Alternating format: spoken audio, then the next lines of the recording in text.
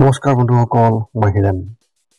আজি আপোনালোকক এই ভিডিঅ'টোৰ জৰিয়তে আগবঢ়াইছোঁ যে আপোনালোকৰ এই 2025 বৰ্ষৰ এই মাহটোত মেষ ৰাশিৰ ব্যক্তিসকলে কেনেধৰণৰ ফলাফল লাভ কৰিব তাৰে সম্পূৰ্ণ তথ্য আপোনালোকক এই ভিডিঅ'টোৰ জৰিয়তে আগবঢ়াইছোঁ, যাতে আপোনালোকৰ সঠিক তথ্য লাভ কৰিব পাৰে। প্ৰথমে মোৰ এই চেনেলটো আপোনালোকে ছাবস্ক্ৰাইব কৰি থ'ব, যাতে মোৰ পিছৰ ভিডিঅ'বিলাক আপোনালোকে সহজে লাভ কৰিব পাৰে। লগতে মোৰ ভিডিঅ' যদি ভাল লাগে তেন্তে লাইক আৰু শ্বেয়াৰ কৰিব, কমেণ্ট কৰি আপোনালোকৰ মনোভাৱ প্ৰকাশ কৰিব। এতিয়া আহোঁ মূল বিষয়লৈ। আজি আমি জানিম এই 2025 বৰ্ষৰ এই মাহটোত সম্পূৰ্ণ ৰাশিফলৰ বৰ্ণন। আমাৰ সকলোৰে মনত এটা কৌতূহল আছে যে আগন্তুক মাহটো আমাৰ বাবে কেনেকুৱা হ'ব। বহু ধৰণৰ প্ৰশ্ন আমাৰ মনত উদয় হয়, যেনে ব্যৱসায় বা চাকৰিৰ ক্ষেত্ৰত অগ্ৰগতি হ'বনে নহয়, বা কিবা নতুন প্ৰত্যাহ্বানৰ সন্মুখীন হ'বলগীয়া হ'ব নেকি, এনেধৰণৰ বহুতো প্ৰশ্ন।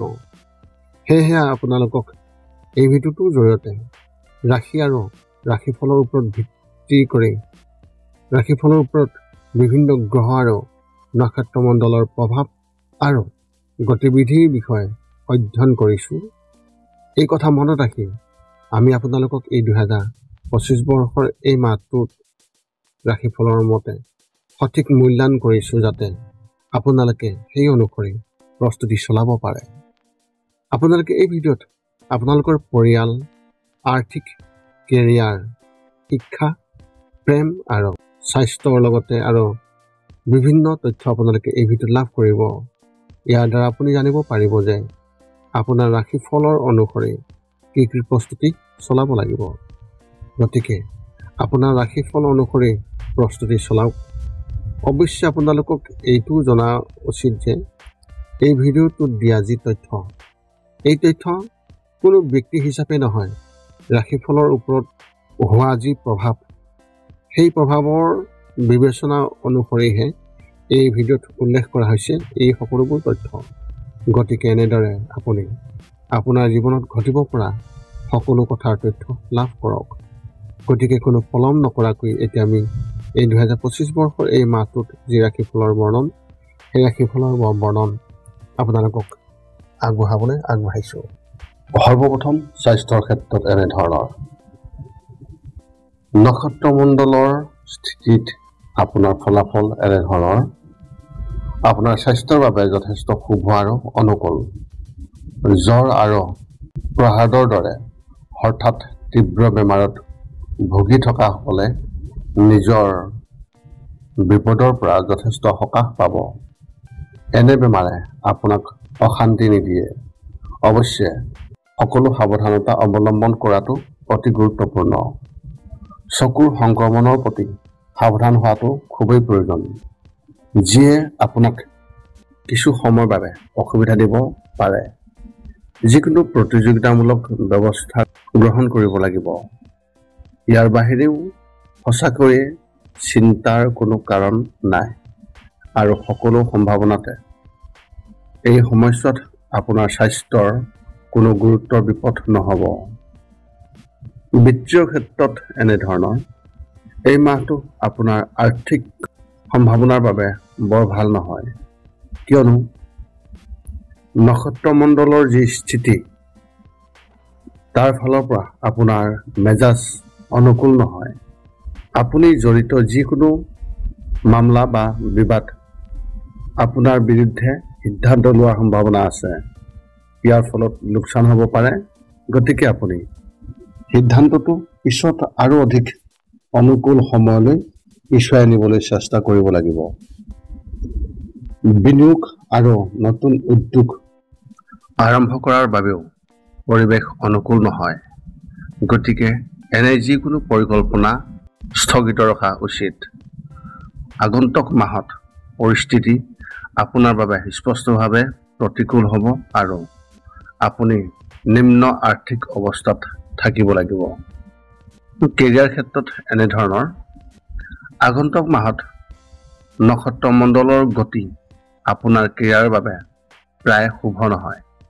সহকৰ্মীসকলৰ লগত গুৰুত্বৰ মতানৈক্য হ'ব পাৰে। আনকি অপ্ৰীতিকৰ পৰিস্থিতিৰ সৃষ্টি হ'ব পাৰে। আপুনি আপোনাৰ দৃষ্টিভংগীত কিছু অতিৰিক্ত অভিলাষী হ'ব পাৰে। ইয়াত আপোনাৰ বাবে ৰিস্ক এটা অন্তৰ্নিহিত উপাদান আছে। আচলতে কিছু সংযমৰ প্ৰয়োজন হ'ব। আপুনি আপোনাৰ পৰিকল্পিত লক্ষ্যৰ বাবে যথেষ্ট কষ্ট কৰিব লাগিব আৰু বহুত ভ্ৰমণ কৰিবলগীয়া হ'ব, কিন্তু এইবোৰ উপলব্ধি কৰিব পৰাৰ সম্ভাৱনা কম। আপুনি প্ৰতিকূল পৰিস্থিতিত পৰিব। শিক্ষাৰ ক্ষেত্ৰত ফলাফল এনেধৰণৰ। আপোনাৰ শৈক্ষিক প্ৰচেষ্টাৰ কথা ক'বলৈ গ'লে এইটো এটা উৎকৃষ্ট মাহ, য'ত আপোনালোকৰ মাজত কিছুমানে উল্লেখযোগ্য সফলতা লাভ কৰিব। প্ৰয়োজনীয় প্ৰেৰণাৰে আপুনি আপোনাৰ কামবোৰ গতিশীলভাৱে আগুৱাই নিব। কাৰিকৰী শিক্ষাৰ্থীসকলে নিজৰ ক্ষেত্ৰখনৰ প্ৰতি খুবেই ভাল প্ৰদৰ্শন কৰিব। তদুপৰি তেওঁলোকৰ মাজত কিছুমানে বিশেষজ্ঞতাৰ প্ৰয়োজন হোৱাৰ ক্ষেত্ৰত ভাল নম্বৰ লাভ কৰিব। সফলতাৰ ঢৌ উঠি যিকোনো প্ৰতিযোগিতামূলক পৰীক্ষাত অৱতীৰ্ণ হোৱাসকলে অতি ভাল প্ৰদৰ্শন কৰিব। তদুপৰি আপোনালোকৰ বেছিভাগৰে মনোনিৱেশ কৰা হ'ব, যাৰ ফলত শিক্ষণ অতি সহজ হৈ পৰিব। ইয়াৰ দ্বাৰা আপোনাৰ উৎকৃষ্ট প্ৰদৰ্শনতো অৰিহণা যোগাব। ভ্ৰমণৰ ক্ষেত্ৰত ফলাফল এনেধৰণৰ।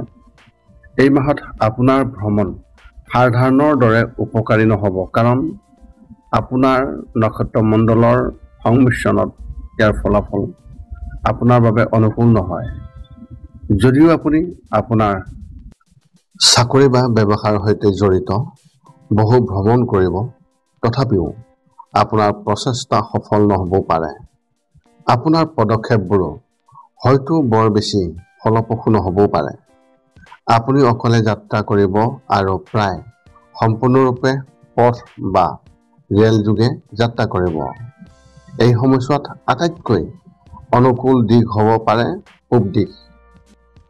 বিমান যাত্ৰা যদিও ইও বিশেষ সহায়ক নহ'ব পাৰে। তদুপৰি আপোনাৰ আঘাত বা আন কোনো শাৰীৰিক অসুবিধাৰ সম্ভাৱনা আছে। পাৰিবাৰিকৰ ক্ষেত্ৰত এনেধৰণৰ ফলাফল। এই মাহত নক্ষত্ৰমণ্ডলৰ পৰা শুভকামনা বৰ বিশেষ শুভ নহয়, কিয়নো নক্ষত্ৰমণ্ডলৰ গতিবিধিত বৰ সহায়ক নহয়। আপোনালোকৰ মাজত কিছুমানৰ ভাই ভনীৰ সৈতে সম্পৰ্ক টান হোৱাৰ সম্ভাৱনা আছে, আনকি অত্যন্ত অপ্ৰীতিকৰ পৰিস্থিতিৰ সৃষ্টি হ'ব পাৰে। গতিকে ট্ৰাভেল স্পট এৰাই চলি যিকোনো ধৰণৰ সংঘাতত লিপ্ত হোৱাৰ পৰা বিৰত থাকিব লাগে। ইয়াৰ দ্বাৰা কিছু পৰিমাণে সহায় হ'ব পাৰে।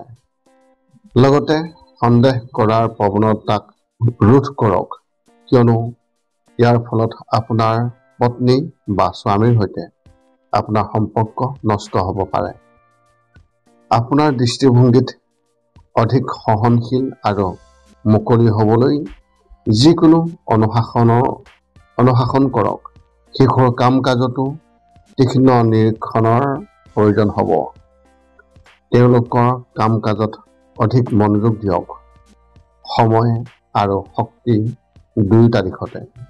শিশুৰ বাবে ফলাফল এনেধৰণৰ।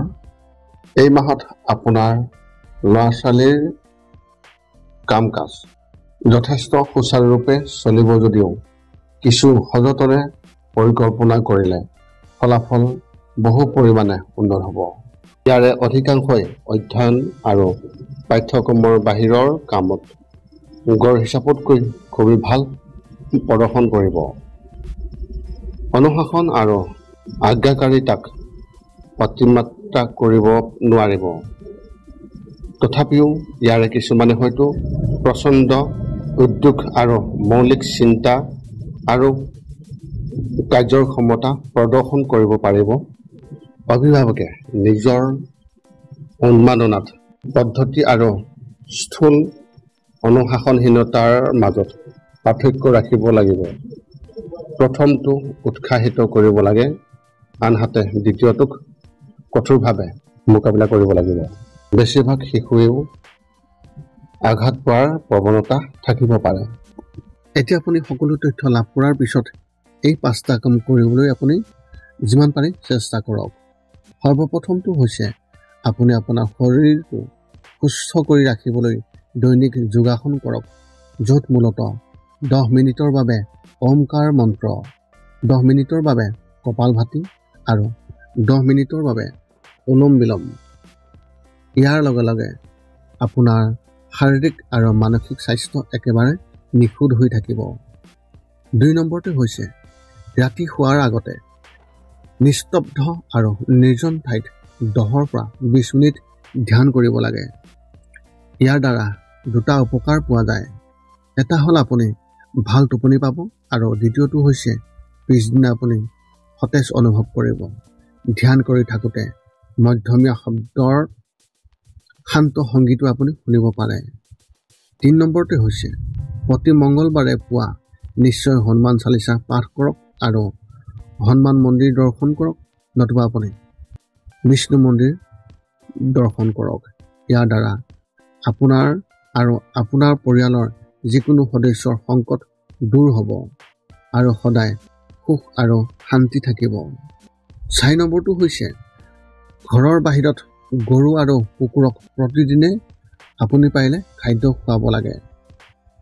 খাদ্য খোৱাওক আৰু যদি পাৰে চৰাই চিৰিকটি আদিকো খাদ্য আৰু পানীৰ যোগান ধৰক।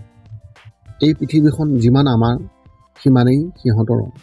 নিতৌ ইহঁতক খুৱাই আমি তেওঁলোকৰ পৰা এক আশীৰ্বাদ লাভ কৰিব পাৰোঁ আৰু আমাৰ ওপৰত থকা গ্ৰহবোৰৰ কুপ্ৰভাৱ দূৰ হ'ব। সদশেষত 5 নম্বৰটো হৈছে আপুনি পাৰিলে মাজে মাজে চৌপাশৰ দুখীয়া ব্যক্তিসকলক আপুনি পাৰিলে সহায় কৰক আৰু ভোকাতুৰ ব্যক্তিসকলক আপুনি পাৰিলে খুৱাবলৈ চেষ্টা কৰক।